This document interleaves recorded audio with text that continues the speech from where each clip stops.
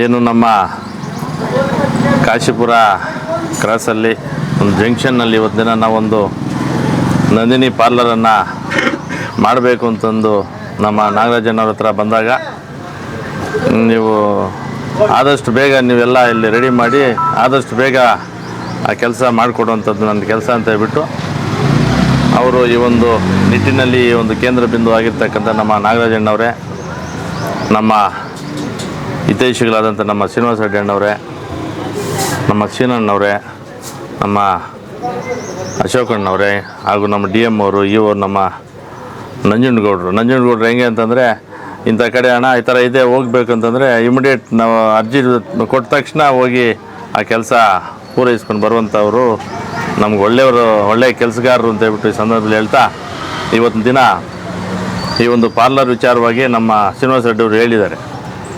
ಈ ಎಲ್ಲ ಈಗ ನಾವು ಲಾಸ್ಟ್ ಟೈಮ್ ತಮಗೆಲ್ಲರೂ ಗೊತ್ತಿರ್ತಕ್ಕಂಥ ವಿಚಾರನೇ, ಏನು ನಂದಿನಿ ಏನು ತುಪ್ಪ ನಾವು ಇದಕ್ಕೆ ಕಳಿಸ್ತಿದ್ರಿ ಮೊದಲು ತಿರುಪತಿಗೆ, ಬಹುಶಃ ಸೆಂಟ್ರಲ್ ನಿಂತೋಗಿದ್ದು ಮೊನ್ನೆ. ಆ ಲಾಡು ನೋಡಿ ಅದು ಟೇಸ್ಟೇ ಹೊರಟೋಗಿತ್ತು. ಸುಮಾರು ಜನ ಅದ್ರ ಬಗ್ಗೆ ಇದನ್ನು ಕಾರಣಗಳು ಸಹ ಸುಮಾರು ಜನ ಹೇಳಿದ್ದಾರೆ, ಈ ಥರ ಚೆನ್ನಾಗಿಲ್ಲ, ಚೆನ್ನಾಗಿ ಬರ್ತಾ ಇಲ್ಲ ಈಗ ಅಂತ ಹೇಳ್ಬಿಟ್ಟು. ಈಗ ನೋಡಿ, ಈಗ ತಿಂದು ನೋಡಿ, ಈಗ ಇತ್ತೀಚೆಗೆ ನಮ್ಮ ಒಂದು 6 ತಿಂಗಳಿಂದ ಈಚೆಗೆ ಏನು ಅಲ್ಲಿ ಲಾಡು ನೋಡಿ ಟೇಸ್ಟ್ ಹೆಂಗಿದೆ ಅಂತ ಹೇಳ್ಬಿಟ್ಟು ಈಗ ಅದೊಂದೇ ಸಾಕ್ಷಿ ಹೇಳಬೇಕಂದ್ರೆ, ಆ ನಿಟ್ಟಿನಲ್ಲಿ ಒಂದು ಒಳ್ಳೆಯ ಒಂದು ನಂದಿನಿ ಇವತ್ತಿನ ದಿನ ರಾಜ್ಯಾದ್ಯಂತ ಎಲ್ಲ ನಮ್ಮ ದೇಶಾದ್ಯಂತನೂ ಸಹ ಒಳ್ಳೆಯ ರೀತಿಯಲ್ಲಿ ನೋಡ್ಕೊಂಡು ಹೋಗ್ತಾ ಇದೆ.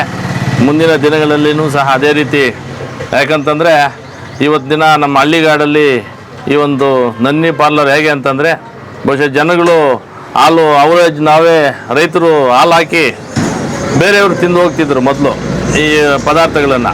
ಏನು ನಮ್ಮ ಇಲ್ಲಿ ಈ ಒಂದು ಕೆಲವೊಂದು ಪದಾರ್ಥಗಳು ಅಲ್ಲಿಂದ ಮಾಡ್ತಿದ್ದಾರೆ.